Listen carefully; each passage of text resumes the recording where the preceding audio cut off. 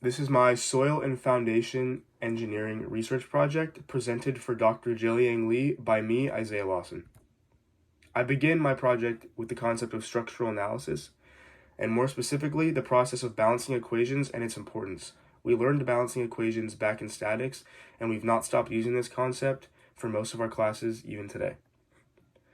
Truss systems are the next thing I talk about, and they are vital to many structures, and they are the building blocks of many structures that we know and love today. I then move on to how to solve for allowable weight loads using various formulas, and the tie-in between engineering and mathematics, which is a very heavy tie-in. There would be no engineering without mathematics. I then finally move on to the importance of free body diagrams when applying methods such as joint or section method. I then put emphasis on earthquake engineering, which is how to engineer a building to absorb the forces produced by an earthquake. Ways of doing this include shear walls, moment resting frames, cross braces, and many more that I have not listed. You can research on your own, or there's even more listed in my research paper.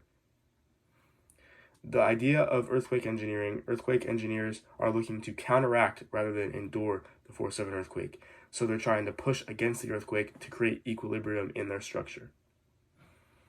Flexible foundations are a great way to do this, and two examples of that are reinforcement and damping. There's also many more that you can research.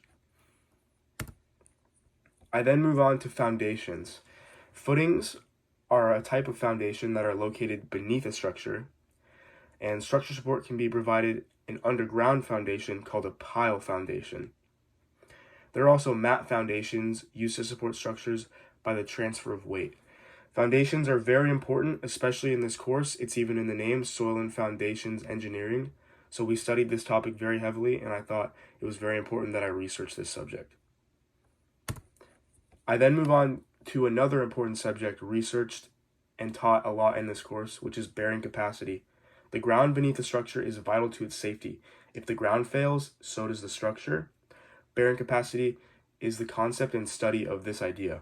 And there are two main types of this bearing capacity, which is allowable bearing capacity and ultimate bearing capacity.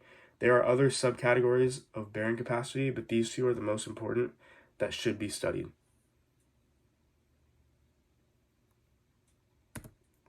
I would also just like to give a very special thanks to Dr. Jilliang Lee.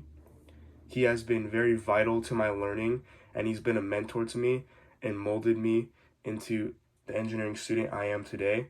He was very helpful in this course and many courses I've taken with him in the past, so I'd just like to give a special thanks to Dr. Jilliang Lee. I would also like to thank you all for watching, and I hope you have a great day. Thank you.